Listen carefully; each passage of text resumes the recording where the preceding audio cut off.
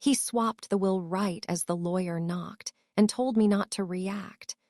I wasn't supposed to see the second envelope, but my grandson made sure I did.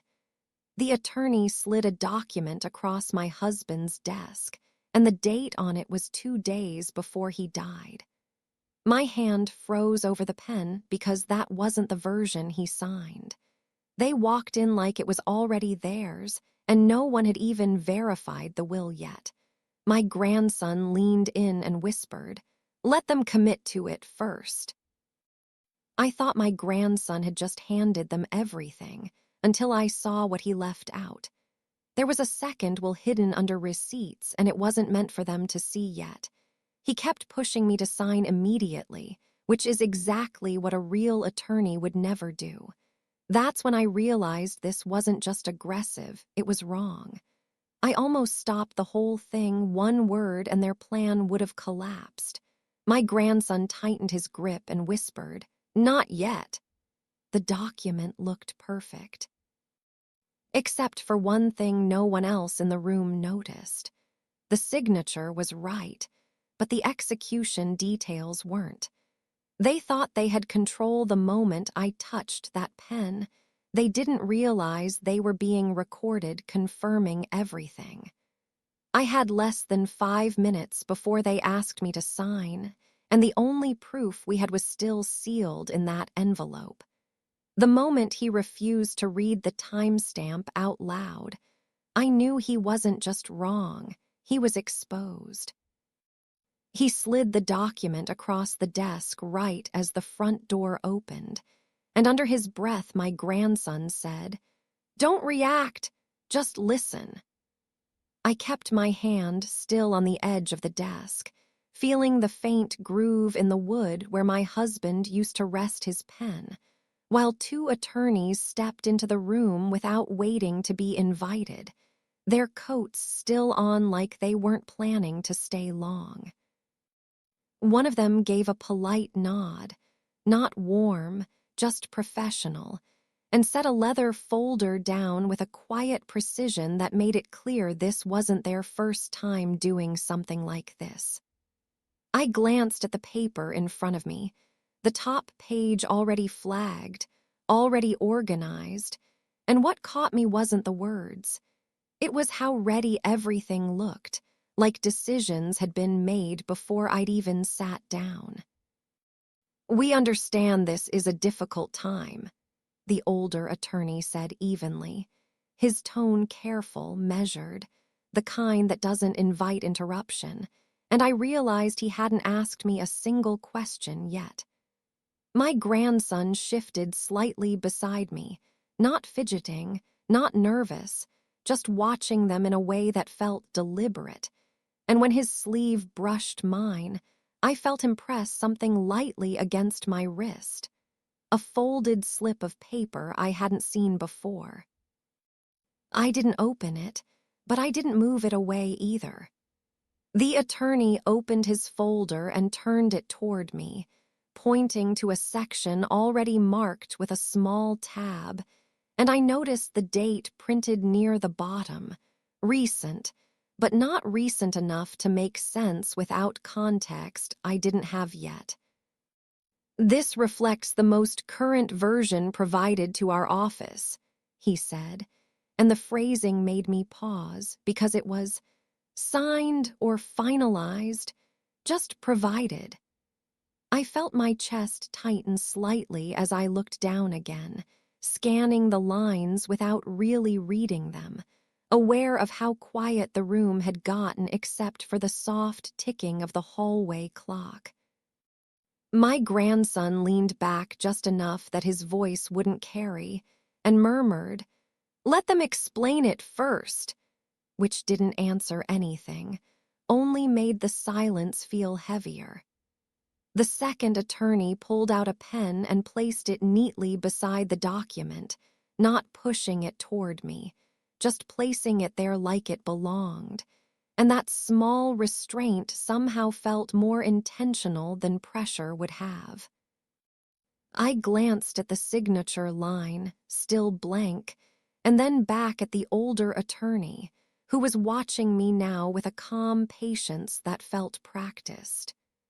"You're under no obligation to sign anything today," he added, almost as an afterthought, and something about that made me more uneasy, not less.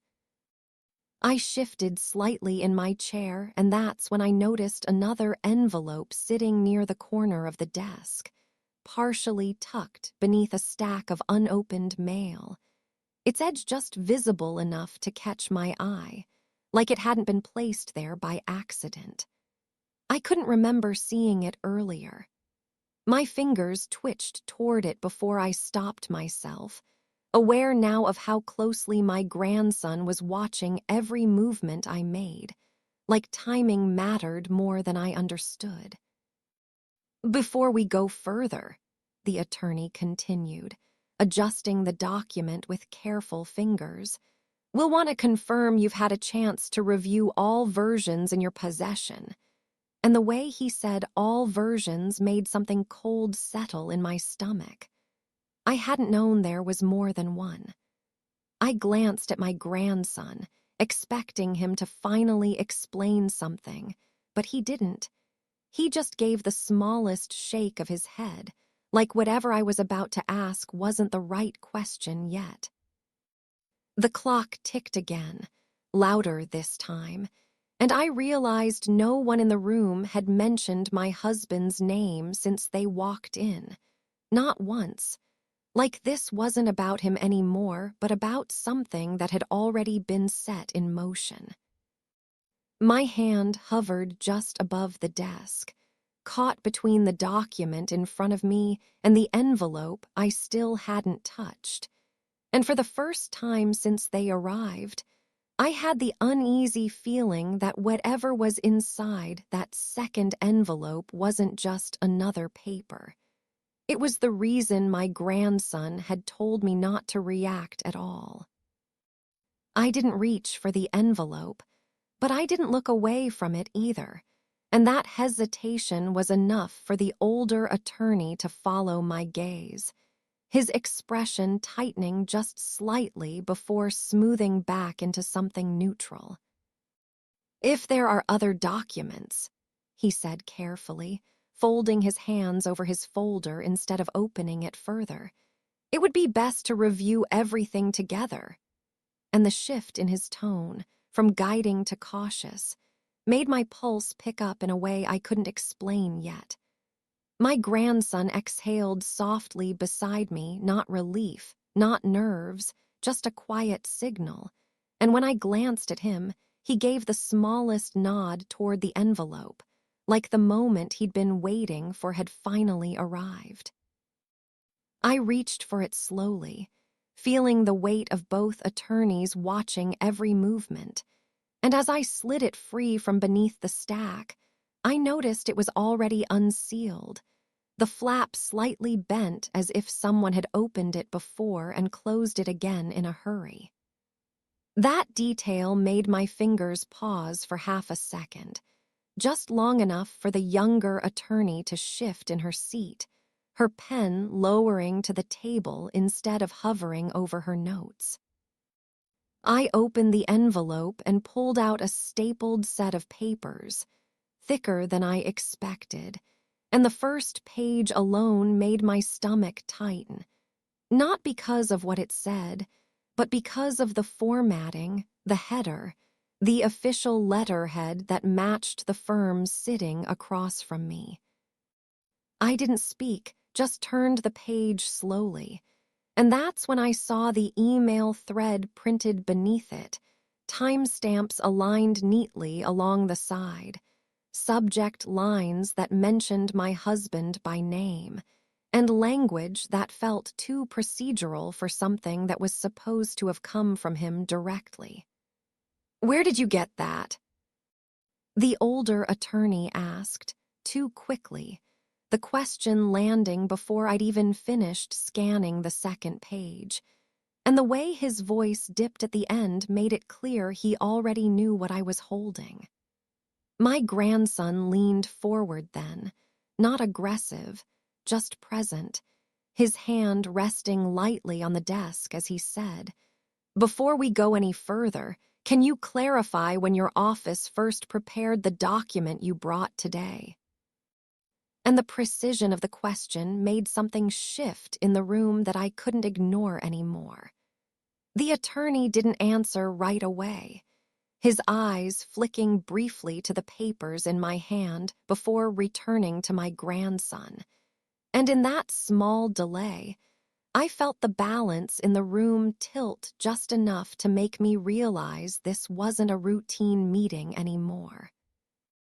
"We prepare drafts as part of standard estate planning," he said finally, measured again but slower now, choosing each word carefully, and I noticed he still hadn't mentioned a date. I looked back down at the email thread, my eyes catching on one line in particular, a message referencing final revisions attached to a file name that matched the document sitting in front of me on the desk, except the timestamp next to it placed it days before my husband had even gone into the hospital. My breath caught, not loudly, but enough that the younger attorney's eyes snapped to me, her composure slipping just slightly as she glanced at her colleague like she was waiting for him to step in. "This version," my grandson continued quietly, tapping the edge of the document on the desk, "was presented today as the current will, correct?" And there was something about the way he said, "presented," that made it feel like a line being drawn, not a question being asked. The older attorney's jaw tightened for just a second before he nodded once, controlled, but I could see the calculation behind his eyes now, the careful reassessment of everything in front of him. I flipped another page in the packet, my hands not as steady as I wanted them to be, and that's when I saw my husband's signature. Clear, familiar, exactly the way he'd written it in his final weeks, and beneath it, a witness line I didn't recognize, a name that wasn't anyone in our family or close circle. The realization hit me slowly but hard, because if this was the version he actually signed, then the one sitting on the desk in front of the attorneys wasn't just incomplete, it was something else entirely. "I think," I said, my voice quieter than I intended, but steady enough to carry, "we need to understand why these two documents don't match." And as the words left my mouth, the older attorney leaned back slightly in his chair for the first time since he arrived, his hand moving to close his folder halfway, not abruptly, just enough to signal a shift I couldn't ignore. The younger attorney stopped writing completely now, her pen resting flat against the table, and the silence that followed felt heavier than anything that had been said so far. My grandson didn't look at me. He was watching them, waiting, and I realized in that moment that whatever we had just uncovered wasn't something they'd expected us to see this early, or maybe at all. The older attorney inhaled slowly, like he was about to respond, but before he could, my grandson reached into his pocket and placed his phone face up on the desk, the screen already lit, a recording timer counting upward in steady seconds. And for the first time since they walked in, neither of the attorneys spoke. The silence stretched just long enough to feel deliberate, and then the older attorney reached forward and turned the phone slightly, not to stop it, just to see the screen more clearly, his reflection faint in the glass before he let his hand fall back to the table. "You're recording," he said evenly, not a question, and my grandson didn't answer, which somehow said more than anything he could have. I felt my heartbeat climb into my throat as I looked between them. The two documents still spread across the desk, like they were waiting for someone to choose which version of reality to believe. "We're going to be very clear here," the attorney continued, his voice tightening just enough to lose that earlier calm. "What you're implying requires proof of intent, not just timing." And the way he said it made it sound like he'd already started building his defense. My fingers pressed into the paper in front of me, the real signature under my hand grounding me as I forced myself to speak. "Then explain the email," I said, quieter than I expected, but it held. And when he didn't respond immediately, I added, "Explain why your office was discussing final revisions before he ever approved them."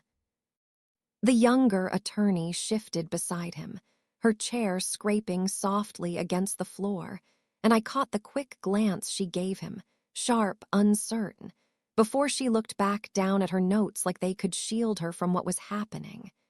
He exhaled slowly, then leaned back, folding his hands in a way that felt less like control and more like containment. "Drafting language is standard," he said, but this time it sounded thinner, like even he knew it didn't fully hold. My grandson didn't let the gap close. "You didn't just draft it," he said, his voice steady but sharper now. "You brought it here today as if it was the controlling document." That word, controlling, landed heavy, and I saw something shift in the attorney's expression, a calculation giving way to something colder. "What I brought," he replied, leaning forward again, "was a version provided to our office under your husband's authority." And for a second, the room tilted, because that wasn't what I expected him to say. My breath caught as I looked down at the email again, scanning faster now. And there it was, something I hadn't fully registered before, buried in the thread. A line referencing a call, not with the attorney, but with someone else listed in the CC, a name I hadn't noticed until now because it wasn't theirs. I felt my stomach drop as I read it again, slower this time, the wording precise. Per instructions received during call with client and grandson. My hand went cold against the page as the meaning settled in, not all at once, but enough to make me look up, not at the attorneys, but at him. He didn't look away this time. "You told me to let them talk," I said, my voice barely holding together, and I wasn't even sure what I was asking anymore. His jaw tightened just slightly, and for the first time since this started, he hesitated. "I told you to listen," he said, softer now, and something about the difference between those two words felt like a crack opening under my feet. "You were on that call," I pressed, the words coming faster now, sharper, because I could feel the room closing in around the realization I didn't want to name. He didn't deny it. He didn't confirm it either. He just reached for the second document, the real one, and turned it slightly toward me, his fingers resting just above my husband's signature like he was anchoring himself to it. "He changed his mind," he said quietly, and the way he said it made it sound like something that had happened more than once. The attorney watched this exchange without interrupting now, his silence no longer defensive but observant, like he'd stepped back into a position where he didn't need to argue because the ground had already shifted. "After that call," my grandson added, almost as if he didn't want to say it but knew he had to, "he asked me to make sure there was a clean version on record, one no one could challenge." My head started to shake before I could stop it, because the timeline in front of me, the emails, the drafts, the two versions, no longer pointed in one direction. They overlapped, blurred into something I couldn't separate cleanly. "So what is this?" I asked, my hand hovering over the document the attorneys brought, the one that had felt wrong from the start. "Leverage," he said, and that word hit harder than anything else in the room. I stared at him, trying to reconcile the boy I had helped raise with the person sitting beside me now, someone who had let this play out, who had let me sit here thinking I was about to lose everything just to force something into the open. "You let me believe it was real," I said, and this time my voice broke, not loud, but enough that I felt it echo in my chest. His eyes finally dropped then, not in guilt exactly, but in something close enough that it didn't matter. "I needed them to commit to it," he said, and I realized he wasn't talking about signatures or documents. He was talking about the way they had presented it, the assumptions they made, the pressure they applied. Across the desk, the attorney closed his folder fully now, the sound sharp in the quiet room, and when he stood, it wasn't rushed or defensive. It was controlled, deliberate. "We'll be in touch," he said, but there was no threat in it anymore, just distance, like whatever this had been was no longer happening on his terms. The younger attorney followed him out without a word, her eyes never meeting mine again, and when the door closed behind them, the silence that settled in felt heavier than anything they'd brought with them. I sat there staring at the two versions of my husband's last decision, one built to hold up, the other built to expose, and I realized neither of them had been meant for me to understand in the moment. My grandson stayed where he was, not reaching for me, not explaining further, just sitting in the aftermath of something he had set in motion long before I ever knew there was a second envelope. And as I looked at him, really looked, I couldn't shake the thought that he hadn't just protected what my husband left behind. He had learned exactly how far to push people to reveal who they were. And I still don't know if that's something you teach someone or something you regret too late.